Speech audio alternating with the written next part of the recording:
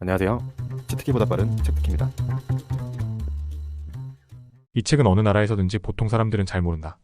왜냐하면 책 중에는 남들에게 감추고 싶은 비밀스러운 책들이 있다. 읽고 나서 혼자서만 알고 있기를 바라는 심리가 생기는 책들 말이다. 이 책이 바로 그런 책이다. 세이노의 가르침 중에서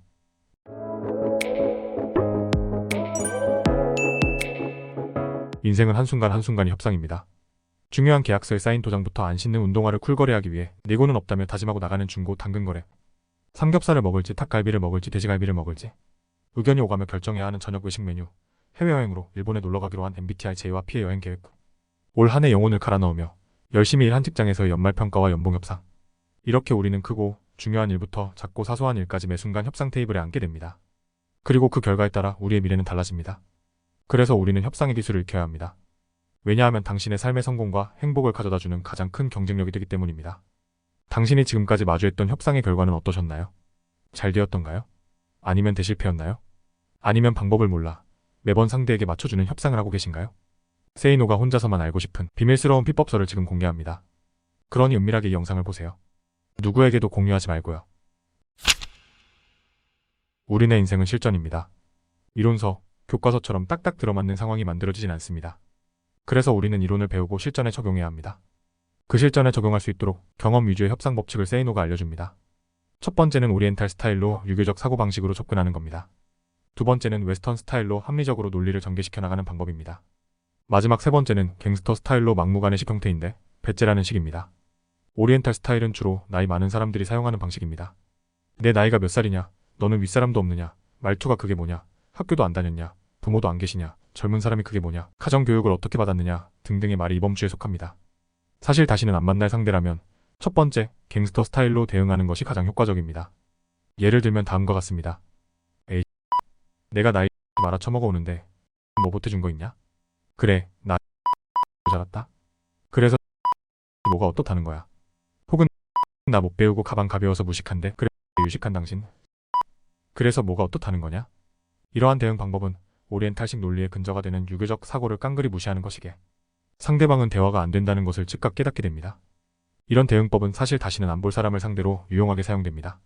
세이노가 말하는 갱스터 스타일은 예전에 버스를 타고 다니면서 배운 거라고 합니다. 당신도 겪어보셨을 텐데요. 만원 버스나 지하철 안에서 밖으로 나가는 문 앞으로 사람들을 헤치고 나가려면 여간 힘든 게 아닙니다. 그래서 실례합니다. 잠시 좀 비켜주세요 라고 정중히 말하면 사람들은 전혀 반응을 보이지 않습니다. 하지만 맨날 좀 나갑시다 라고 말하면 금방 공간이 생기게 됩니다. 똥은 무서워서 피하는 것이 아니라 더러워서 피한다는 사람들의 믿음을 이용하는 것이 유리할 때도 있다는 뜻입니다. 그런데 당신은 정말 똥이 더러워서 피하는 건가요? 무서워서가 아니고요. 주의할 점이 있습니다. 막가파 수준의 애들에게는 그런 믿음이 없으므로 주의할 것.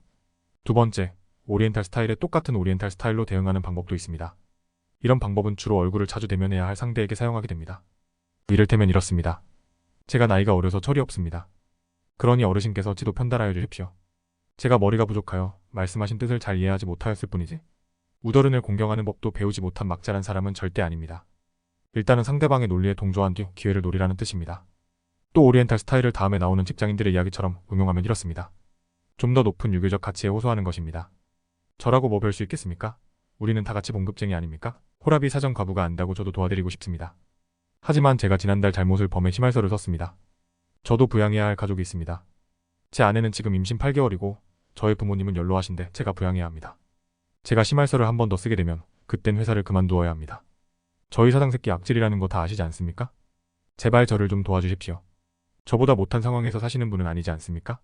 즉, 상대방이 회사 내에서의 어려움을 인간적으로 호소한다면 가정 내에서의 어려움을 호소하고 더 나아가 부모 부양 문제까지 언급을 하라는 말입니다. 왜냐하면 효도는 전통 가치 중 최고로 인식되는 것이기에 아무도 그것보다 더 높은 가치를 끌어오지 못하기 때문입니다. 이러한 방법은 우리 측에도 잘못이 있을 때에도 종종 사용되곤 합니다. 세 번째, 만일 오리엔탈 스타일의 웨스턴 스타일로 대응하면 어떻게 될까요?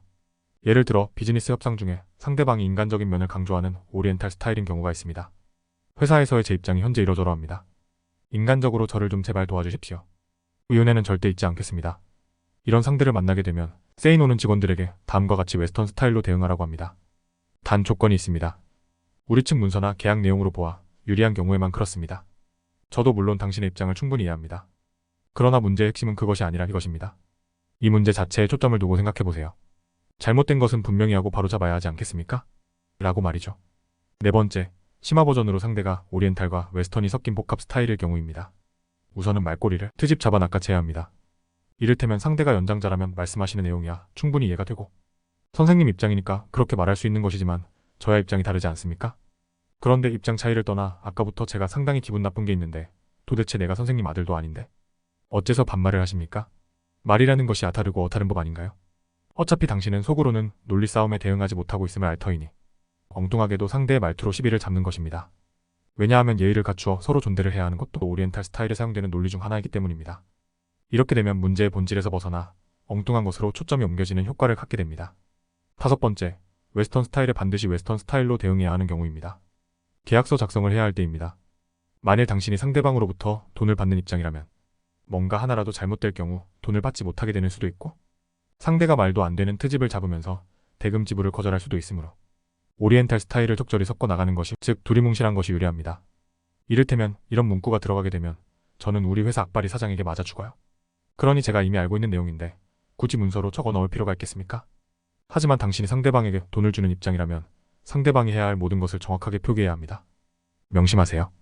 돈을 주는 입장이건 받는 입장이건 간에 아무리 문서로 철저하게 계약을 하고 도장 꽉꽉 눌러 찍었어도 계약 사항을 무시하고 배째라는 식의 갱스터들이 수없이 많다는 것을 말이죠. 결론적으로 세이노는 한국인 직원들에게 불리할 때는 오리엔탈 스타일로 접근하고 유리할 때는 웨스턴 스타일로 접근하라고 합니다. 즉 어떤 계약 내용을 지키지 못했다면 여러 가지 인간적인 면들을 유교적 가치와 뒤섞어 상대에게 접근해야 상대방의 양보와 이해를 받습니다. 그러나 우리가 잘못한 것이 없다면 당연히 웨스턴 스타일로 끌고 가야 상대방이 항복하게 됩니다. 마지막으로 한 가지 더 중요한 것이 있습니다. 대부분의 경우 당신이 불리하게 될 때 재협상할 구멍은 남겨두는 것이 좋습니다. 특히 직장인들은 협상에 임할 때 반드시 당신에게 90%의 결정권이 있지만 10% 결정권은 다른 사람의 허락을 받아야 함을 상대에게 인식시켜야 합니다. 당신이 보지 못한 것을 윗사람이 지적하는 경우도 있을 것이기 때문입니다.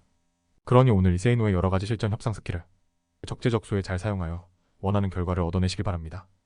끝으로 세이노가 비밀스럽게 간직하고 싶은 책 협상의 법칙에서 허브 코엔은 이렇게 말합니다. 협상은 나의 승리가 아니라 양측 모두 이기거나 돈을 벌어야 하는 것이다. 감사합니다.